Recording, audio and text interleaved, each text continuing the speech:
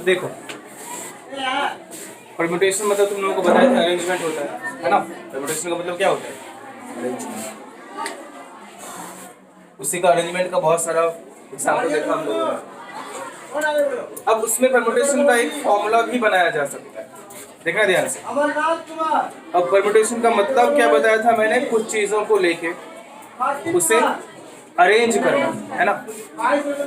अब जैसे मान लो n ऑब्जेक्ट्स है, टोटल n ऑब्जेक्ट्स है, उसमें से r को लेके अरेंज करना है, उसमें से r को लेके अरेंज करना है, तो उसको हम लोग परम्यूटेशन के फॉर्म में लिखेंगे कैसे? NPR। क्या लिखेंगे? NCR तो बायनोमियल में पढ़ा था आपने। तो परम्यूटेशन अगर करना है तो उसको क्या लिखेंगे? NPR। परम्यूटेशन करना है तो NPR बोलेंगे उसे। तो NCR का मतलब होता है कि N में से R को सेलेक्ट करना। NPR का मतलब होता है N में से R को लेके अरेंज करना। ठीक है। अब उसका फॉर्मूला कैसे निकालेंगे हम, देखना ध्यान से। तो अरेंज करना मतलब क्या? तो ज्यादा नंबर ऑफ वेज किसका होगा? NPR का होगा या NCR का होगा? NPR का होगा। NCR में आप सिर्फ सेलेक्ट कर रहे हो, NPR में आप पहले तो सेलेक्ट कर रहे हो फिर उसको अरेंज भी कर रहे हो। उसका मीनिंग हम लोग ऐसे भी निकाल सकते हैं कि अगर मान लो 3 चेयर है, कितने चेयर है? 3 चेयर, और 5 लोग हैं बैठने वाले। 3 चेयर है, 5 लोग हैं बैठने वाले, इसको क्या बोलेंगे? 5P3। क्या बोलेंगे हम लोग? 5P3। 5P3 क्यों बोलेंगे? क्योंकि 5 लोगों में से 3 लोगों को हम लोग चूज करेंगे, उसके बाद उन सबको बैठाएंगे अरेंज करके। अरे समझ में आ रहा है? तो उसका हम लोग नंबर कैसे निकाल सकते हैं? इस पे 5 लोग बैठ सकते हैं, है ना। इस पे 4, इस पे 3। तो अगर आपसे पूछा जाए 5P3 का वैल्यू क्या होगा, तो 5 × 4 × 3। समझ में आ रहा है? तो 5 × 4 × 3 को क्या हम लोग 5 फैक्टोरियल डिवाइडेड बाय 2 फैक्टोरियल बोल दो? अरे बोलो। 5 × 4 × 3 को 5 फैक्टोरियल डिवाइडेड बाय 2 फैक्टोरियल बोल सकते हो। तो वही इसको डिफाइन करना है, तो 5 फैक्टोरियल डिवाइडेड बाय 5 - 3 फैक्टोरियल। अरे समझ में आया? कोई दिक्कत नहीं ना। तो इसीलिए NPR का फॉर्मूला बन जाता है n factorial divided by n minus. समझ में आ रहा है? इसीलिए अब आपको समझ में आ गया होगा कि NPR का formula n factorial by n minus r factorial cube. कोई दिक्कत यहाँ तक नहीं ना? देखो अभी कॉपी करने को मिलेगा। अब साथ ही साथ हम लोग देखो, अब यहाँ तक आपको समझ के इतना तो आइडिया लग गया होगा कि परम्यूटेशन का उतना कुछ खास हम लोग यूज करते नहीं, कॉम्बिनेशन से ही काम चलता है। कॉम्बिनेशन से ही काम क्यों चलता है? क्योंकि मीनिंग आपने देखा, परम्यूटेशन का मतलब क्या होता है? n आर्टिकल्स में से r आर्टिकल्स चूज करना, सेलेक्ट करना और फिर उनको अरेंज करना। तो पहले सिलेक्शन तो करना ही पड़ता है ना, मतलब कि परम्यूटेशन करने से पहले आपको कॉम्बिनेशन करना ही पड़ेगा, है कि नहीं? उससे अच्छा कॉम्बिनेशन से काम चलाते हैं। पहले अगर अब मान लो क्वेश्चन आया कि n आर्टिकल्स में से r आर्टिकल्स को अरेंज करो, तो मैं NCR तरीके से उसको सेलेक्ट कर लूंगा, है ना, फिर r फैक्टोरियल से अरेंज कर दूंगा, क्योंकि अरेंजमेंट का तो सीखा था हम लोगों ने r फैक्टोरियल। अरे समझ में आ रहा है? समझ में आया? तो कॉम्बिनेशन का ये हो गया परम्यूटेशन। तो कॉम्बिनेशन NCR में क्या बोल सकता हूँ? NCR या NPR इक्वल्स टू, अभी जो मैंने आपको बताया NPR इक्वल्स टू, पहले तो मैं n में से r चीजों को सेलेक्ट करूंगा, है कि नहीं? सेलेक्ट कर लिया है? अरे बोलो। फिर r फैक्टोरियल से उसे अरेंज कर देता, फिर r फैक्टोरियल से उसे अरेंज कर देता। तो वही तो कॉम्बिनेशन हो गया ना। समझ में आया? समझ में आया? तो इसीलिए NPR equals to NCR into r factorial एक रिलेशन मिल गया आपने। अब यहाँ पे अगर आपको NCR पूछा जाए तो क्या वो NPR divided by R factorial हो जाएगा? हो जाएगा? देन ये इक्वल्स टू NPR अभी पढ़ा था हम लोगों ने, N factorial divided by N minus R factorial, और पहले से एक R फैक्टोरियल मिलेगा, इसीलिए NCR equals to N factorial divided by N minus R factorial. ये पढ़ा था ना हम लोगों ने, बहुत पहले पढ़ा था, समझ में आया?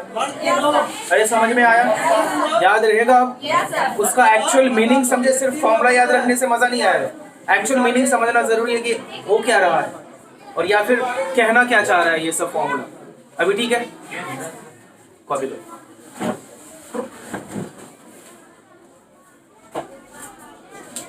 चुपचाप बोलो नहीं।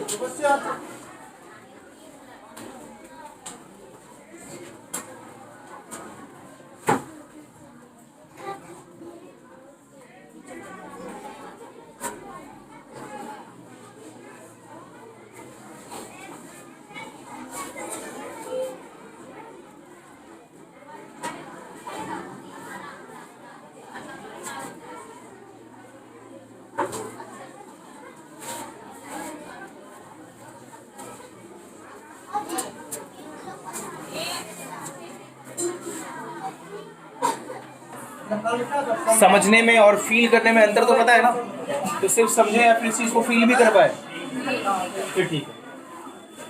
तो अब आपको NCR का मीनिंग पता है, ठीक है? तो क्या मीनिंग क्या है होता है उसका एक्चुअली, सिर्फ फॉर्मूला आपने बायनॉमियल थ्योरम में पढ़ा था। अब उस पे बेस्ड कुछ एग्जांपल्स करेंगे हम लोग, NCR पे बेस्ड। तो पहला एग्जांपल है आपका, in how many ways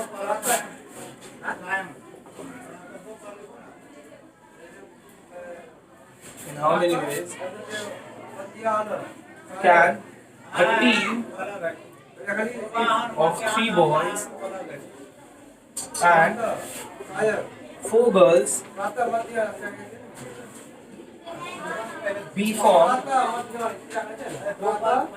from 5 boys and 6 girls? 5 boys and 6 girls.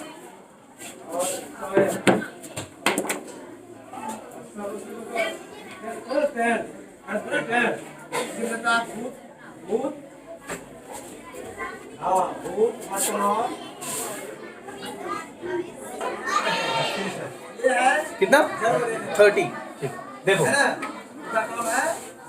तो क्वेश्चन में क्या बोला जा रहा है कि आपके पास 5 बॉयज है टोटल ऑप्शन एंड 6 गर्ल्स है, उसमें से आपको 3 बॉयज चूज करना है, सेलेक्ट करना है एंड 4 गर्ल्स सेलेक्ट करना है और टीम बनाना है। तो 5 बॉयज में से 3 बॉयज कितने तरीके से सेलेक्ट कर सकते हो? 5 से 3 सिर्फ सेलेक्ट करना है, अगर उनको सेलेक्ट करके अरेंज तो नहीं करना है, आपको टीम बनाना है। तो टीम में थोड़े ही सोचेंगे कि हम लोग उनको आपस में अरेंज भी कर रहे हैं, ऐसा कुछ होगा क्या? नहीं होगा, उनको सिर्फ सेलेक्ट करने हैं।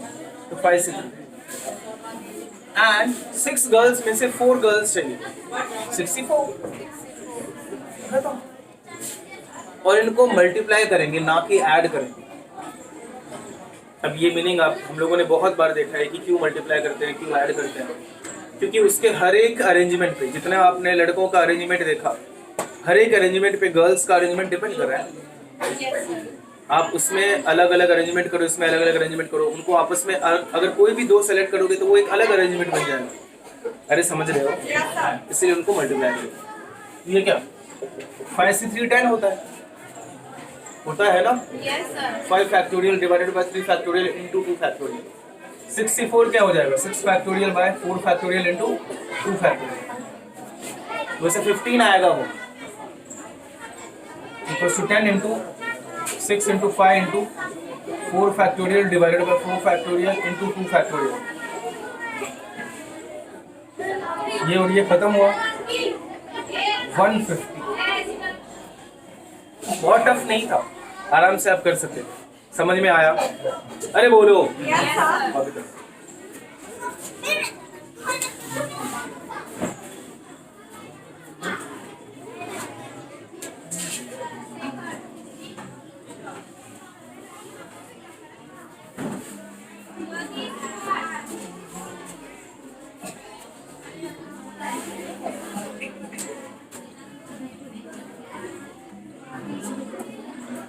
बहुत ज़्यादा दिमाग को एक्टिव रखना पड़ेगा, ठीक है। जो भी मैं आगे भी क्वेश्चन दे रही हूँ, ये बहुत सिंपल क्वेश्चन था, सबसे होना चाहिए था, है कि नहीं? कुछ था इसमें?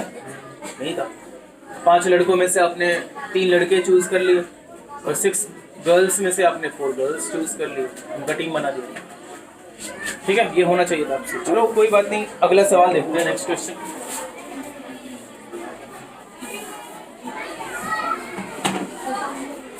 How many ways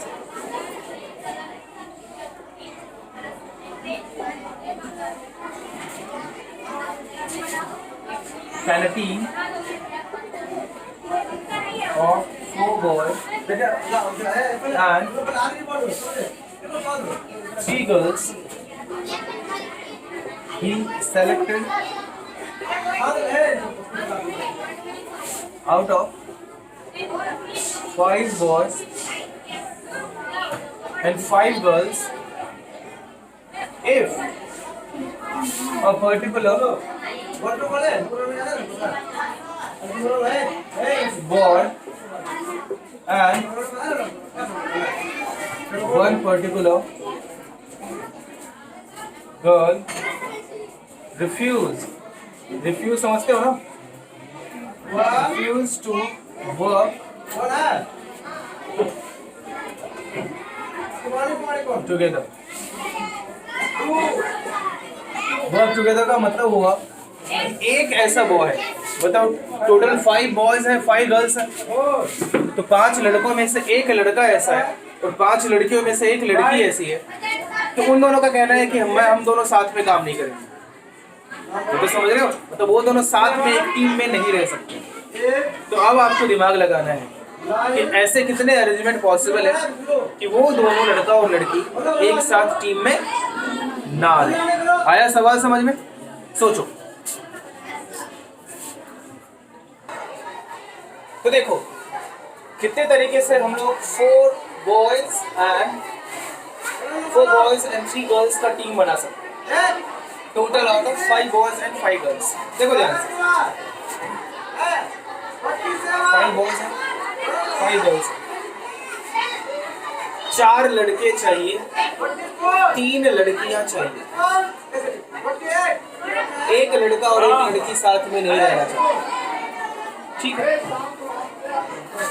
तो मैं ऐसे सोचता हूँ कि 5 बॉयज को अगर मैं B1, B2, B3, B4 and B5 दूँ, ठीक है।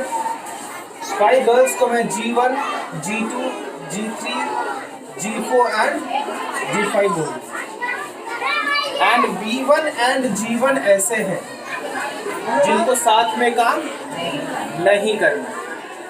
ऐसे स्टेप बाय स्टेप सोचेंगे हम। तो मैं क्या करता हूँ, केसेस बनाता हूँ। केसेस बनाना मतलब एक बार मैं क्या करूँगा, उस लड़के को लूँगा, लड़की को नहीं लूँगा, एक बार लड़की को लूँगा, लड़के को नहीं लूँगा। तो क्या करेंगे हम लोग, मैं ऐसा मान लेता हूँ कि अब मैंने B1 को नहीं लिया, उसे एक्सक्लूड कर दिया, यहाँ उसको लेना ही नहीं है, ठीक है। तो कितने लड़के बचे? 4। और कितने लड़कों को सेलेक्ट करना है? 4 को। तो 4 में से 4 को सेलेक्ट कर लिया। समझना ध्यान से, क्योंकि B1 को मैंने एक्सक्लूड कर दिया कि हाँ उसे लेंगे ही नहीं। तो जब B1 को नहीं लिया है तब G1 को तो लेना ही है। समझ रहे हो? वो केस की बात कर रहे हैं हम लोग कि B1 को नहीं लिया है तो G1 को लेना ही है, वो वाला केस। तो अब G1 को ऑलरेडी पहले से ले लिया है, तो गर्ल्स कितने बचे? 4। उसमें लड़कियां चाहिए कितने? एक लड़की तो ले लिया है ना, अब तो 2 ही लड़की चाहिए। सोचो, मैं ये बोलना चाह रहा हूं कि आपने उस लड़के B1 को नहीं लिया है, तो एक भी लड़का अभी तक आपने सेलेक्ट किया नहीं है। तो अब 4 लड़कों में से आपको 4 लड़के सेलेक्ट करने हैं, तो आपको 4C4 तरीके से चूज करना पड़ेगा, सेलेक्ट करना पड़ेगा। गर्ल्स में क्या हुआ कि आपको G1 को लेना ही है, तो आपने पहले ही G1 को ले लिया। टोटल 3 गर्ल्स लेने थे आपको, आपने 1 ले लिया। कितने गर्ल्स बचे? 2 ही लेना है ना अब तो। कितनों में से? 4 में से, है ना, 4 में से लेना है। तो मल्टीप्लाइड बाय क्या मैं 4C2 कर दूं? अरे बोलो, ये कब आया? When B1 is excluded and G1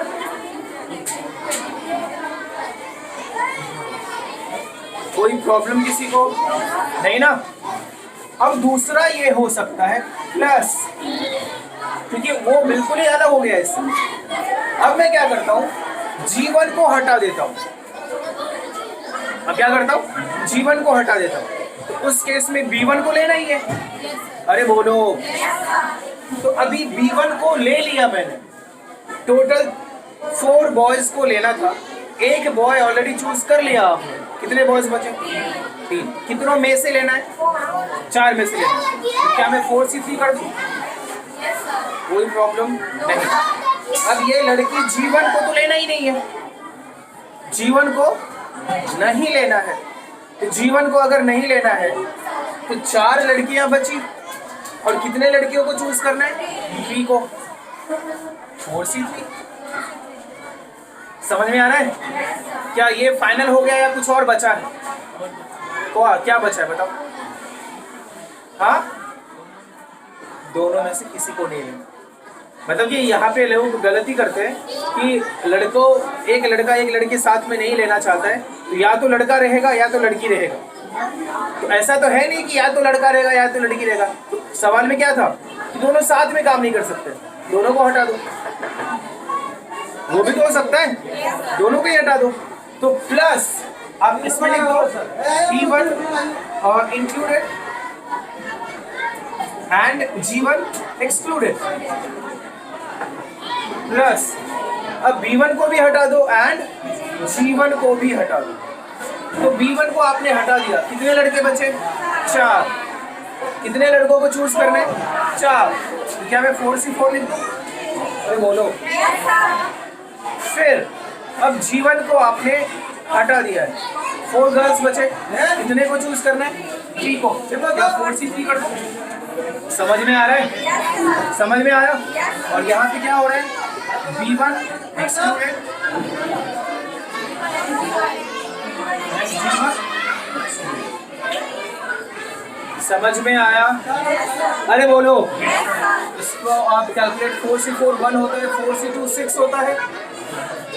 तो अब याद रहता है या नहीं रहता है आपको? 4C2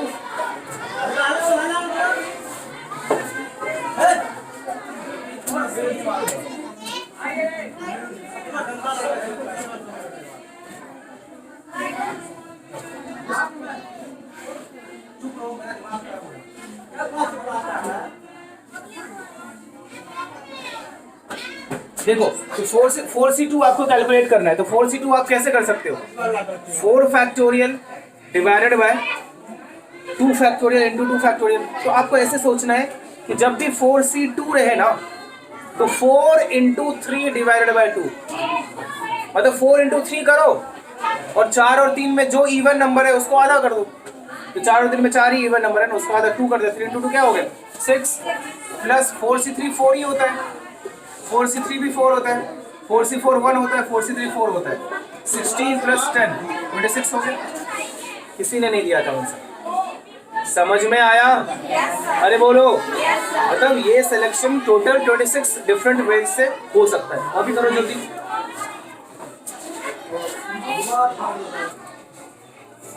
नेक्स्ट एग्जाम्पल करो। देखो,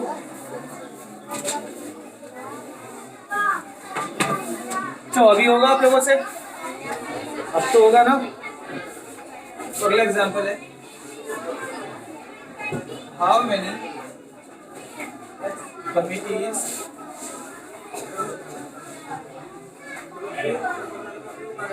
of 6 persons can be formed from 5 boys and 5 girls, such that the boys are in majority। majority समझते हो?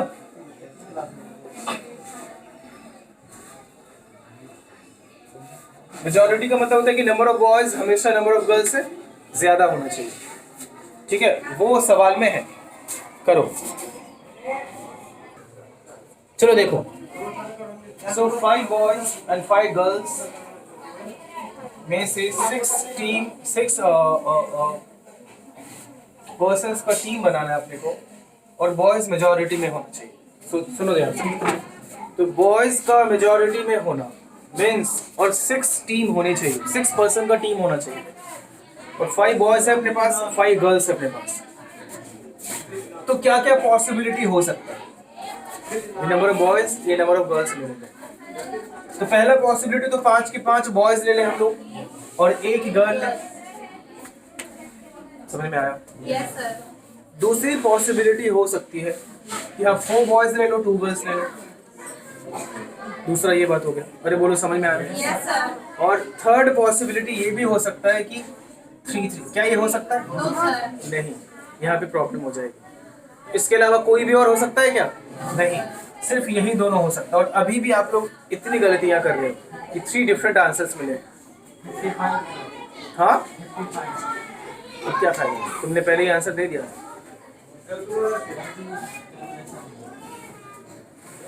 तो 5 बॉयज में से 5 बॉयज सेलेक्ट करना कितने तरीके से कर सकते हैं?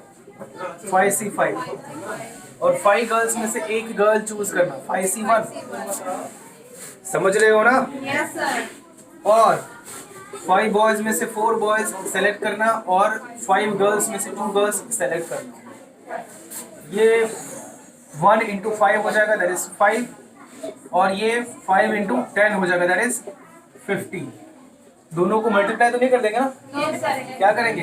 ऐड करेंगे, तो कितना आएगा? 55। आया समझ में सबको? अरे बोलो। Yes sir. कॉपी करो।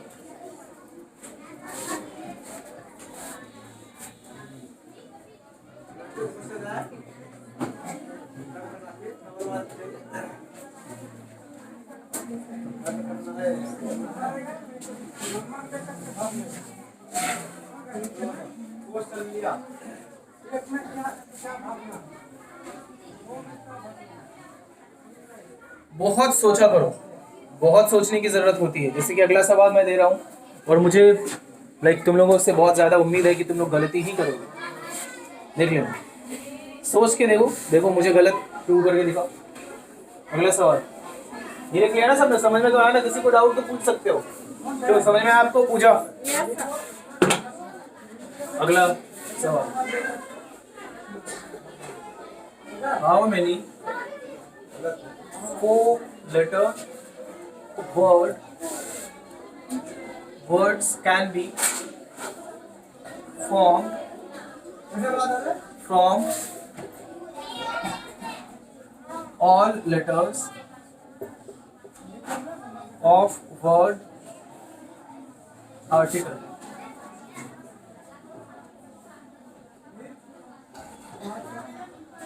Each containing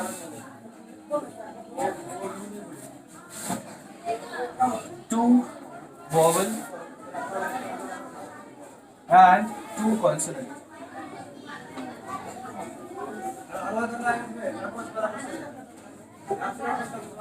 सवाल समझ में आया आपको कि 4 लेटर के कितने वर्ड्स पॉसिबल है आर्टिकल के अगर लेटर्स को चूज करके बनाया जाए, जिसमें कि 2 वोवेल होने चाहिए और 2 कॉन्सोनेंट होने चाहिए। सोचो, क्या बता दूं ना? अब देखो, तो अपने को 4 लेटर का वर्ड बना, 2 कॉन्सोनेंट और 2 वोवेल होने चाहिए। तो पहले तो ये देखो कितना 12, ठीक है। कितने वोवेल्स हैं यहाँ पे आर्टिकल में? कॉन्सोनेंट कितने? 4। बहुत ज़्यादा इसमें ऐसा नहीं कि इससे पहले के क्वेश्चंस में मैंने केसेस बनाए थे और इसमें केसेस की ज़रूरत है ही नहीं, आप फिर भी केसेस बना रहे हो। अपने को सिर्फ ये सोचना है कि 2 वॉवेल कैसे ले सकते हो। 3C2 है कि नहीं? तो 3 वॉवेल हैं, 2 वॉवेल चाहिए, 3C2। अरे बोलो। Yes, sir. और 4 कॉन्सोनेंट है, 2 चाहिए। अरे बोलो। Yes, sir. तो पहले वो चीज लिखते हैं, उसके आगे का आगे सोचेंगे।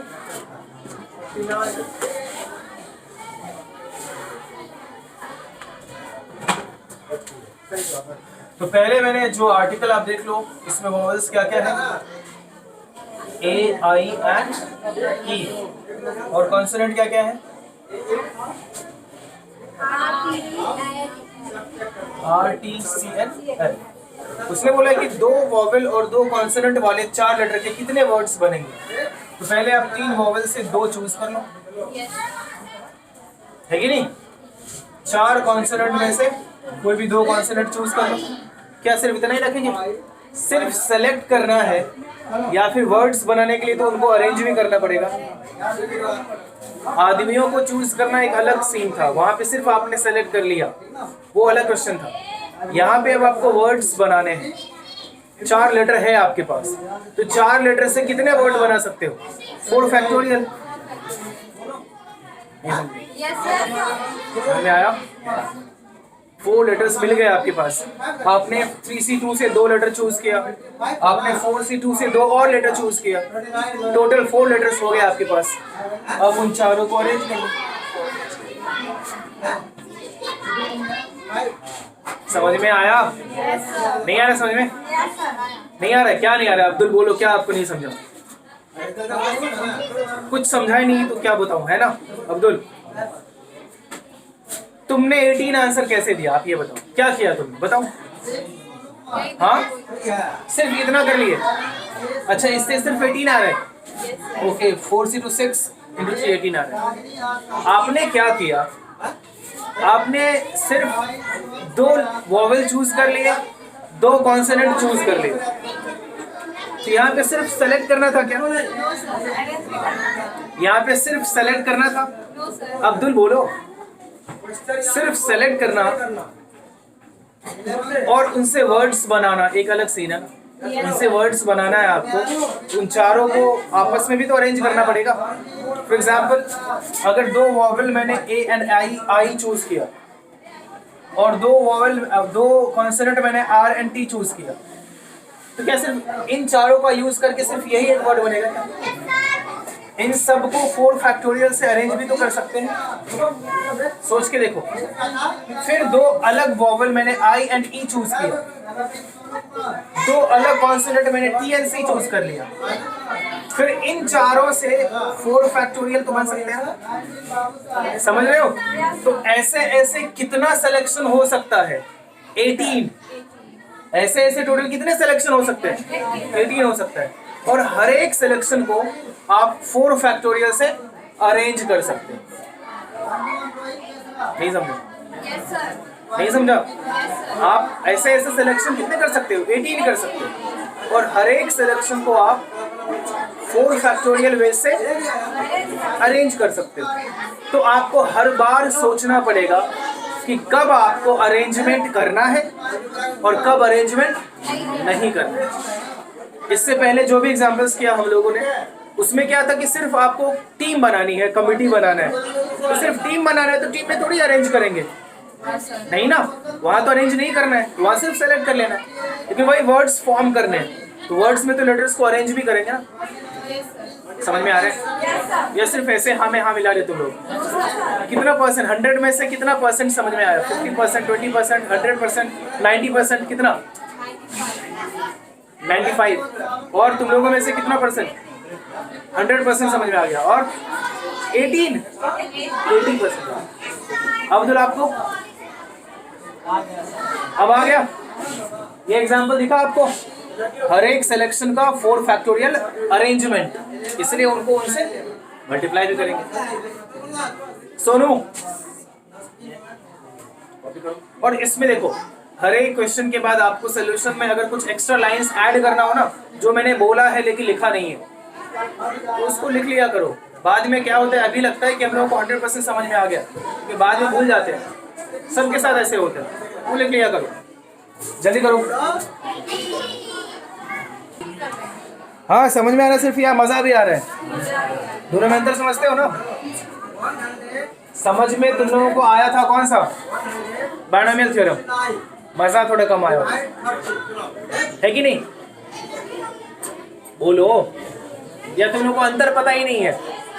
पढ़े जा रहे हैं, ऐसा है क्या मनोरंजन?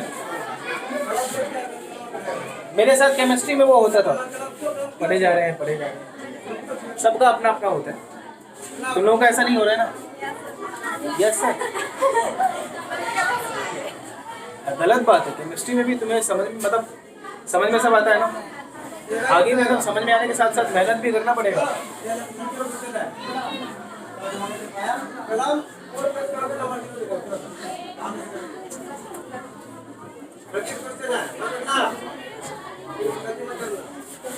आगे एक और एग्जांपल करते हैं, देखो।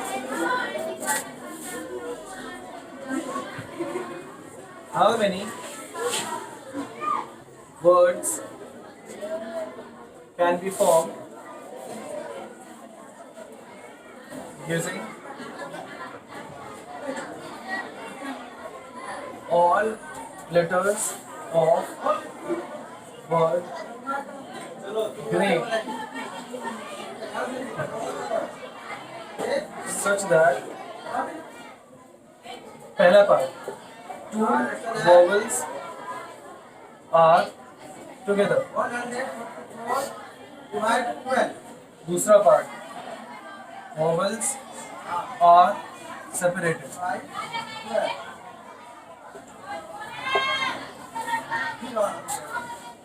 ग्रेट जो एक वर्ड है उसमें कितने तरीके का अरेंजमेंट हो सकता है जिससे कि जो दो वॉवल है ना वो हमेशा साथ में ही रहे, पहले पार्ट में वो है, और दूसरा दोनों वॉवल कभी साथ में ना रहे। सोचो,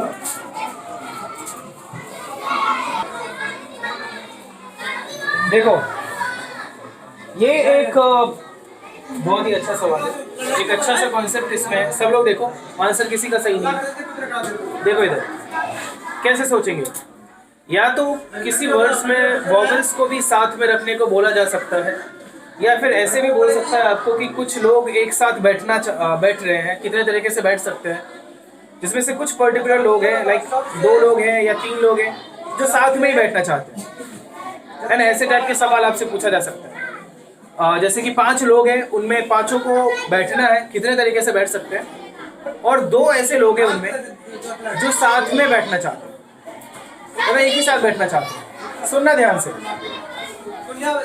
तो ऐसे क्वेश्चंस में क्या करेंगे हम लोग, जिनको भी साथ में रखना है या साथ में बैठना है जिनको, उनको आप एक ही कंसिडर करो। एक ही कंसिडर करना मतलब जैसे यहाँ पे ग्रेट को अरेंज करना है, GREAT, यहाँ पे EA को एक ही अरेंज अज्यूम करेंगे कि वो दोनों सेम ही है। समझो ध्यान से मैं क्या बताना चाह रहा हूँ। अब फिर इन चारों को अरेंज कर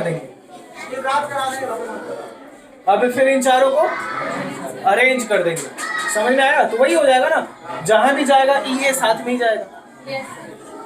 नहीं है समझा? नहीं समझा? अरे बोलो। तो ये कितना हो जाएगा? 4 फैक्टोरियल हो जाएगा। 4 फैक्टोरियल हो जाएगा। समझ में आया? क्या यही आंसर होगा? तो नहीं होगा तो तुम लोग क्या करें इसमें बताओ? तुमको अरेंज तो कर दिया ना।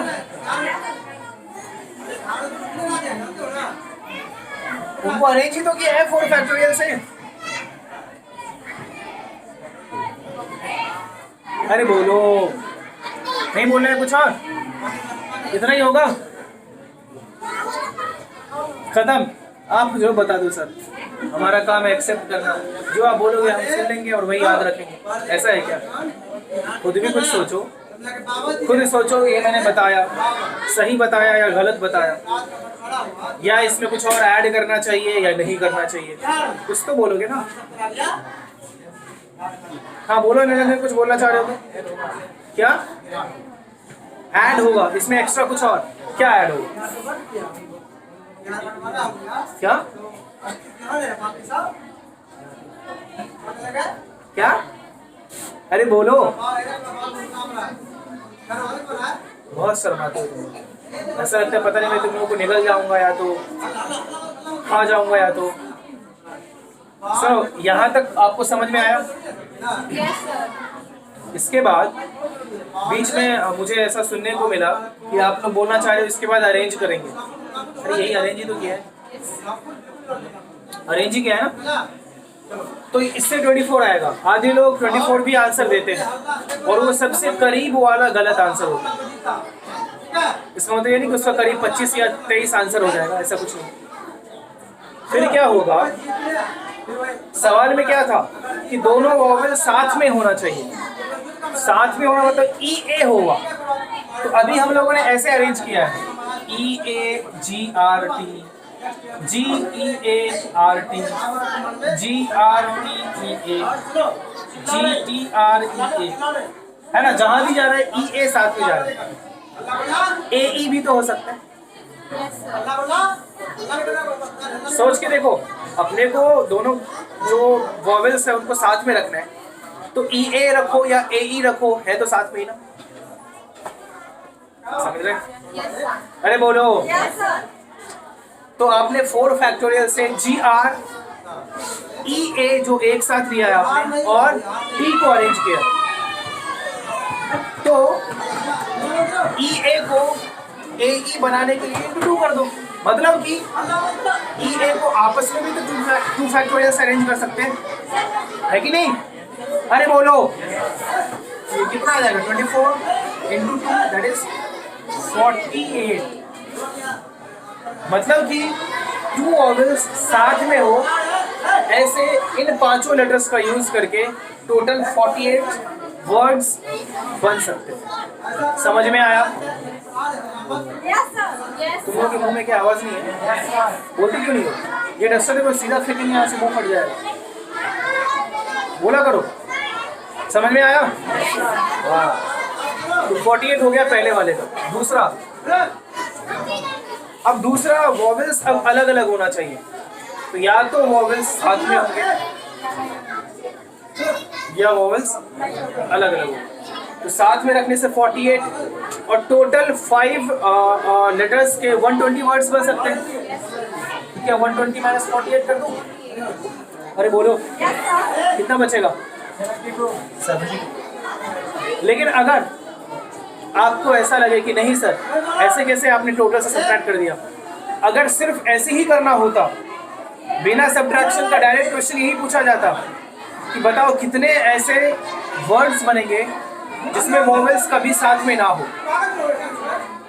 तो ये वैसा ही सवाल हो गया जब 5 लोगों या 10 लोगों को आपको बैठना है कि कितने तरीके से बैठ सकते हैं।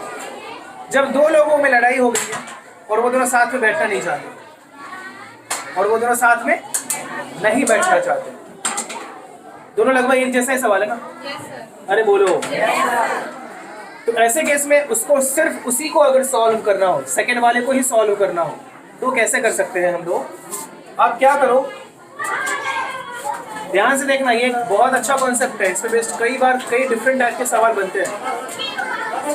तो मैं क्या करता हूँ, ई ए को अलग अलग रखना है ना, तो मैं जी आर टी को अरेंज कर देता हूँ। जो कॉन्सोनेंट बचे उसे अरेंज कर देता हूँ। तो जी आर टी को कितने तरीके से अरेंज कर सकते हैं? 3 फैक्टोरियल तरीके से अरेंज कर सकते हैं। ध्यान से देखना। अब क्या करते हैं, अब E एंड A कहाँ कहाँ रह सकते हैं? या तो यहाँ रह सकता है, या तो यहाँ रह सकता है, या तो यहाँ रह सकता है, या तो यहाँ रह सकता है। ये चारों जगहों पे रह सकता है ना। सोच के देखो। तो मैं क्या करता हूँ, उन चारों में से कोई भी 2 जगह चूज करता हूँ। उन चारों में से कोई भी 2 जगह चूज किया और वहां पे 2 फैक्टोरियल से ए और ई को अरेंज कर दिया। सोचो, कुछ गलत बताया मैंने? नहीं समझा? नहीं आया समझ में? Yes, sir. आया. हाँ ना, कुछ तो बोलोगे। गुस्सा आता है अगर मैं पूछ रहा हूँ, हाँ ना तुरंत बोला करो, नहीं तो गुस्सा आता है। मैं बोलने जा रहा हूँ तो मुझे ऐसा पता नहीं चलता है ना, मैं आगे बताऊँ या ना बताऊँ। समझ में आया? इसको आप सॉल्व कर सकते हो। 6 इंटू 4c2 कितना बताया था? 6 इंटू फैक्टोरियल 2। तो ये दोनों मेथड आपको समझ में आया? अरे बोलो, कॉपी करो।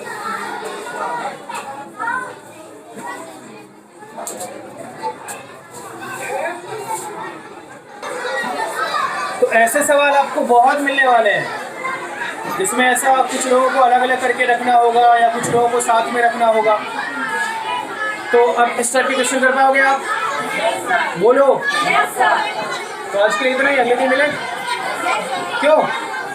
चलो ठीक है, बाय।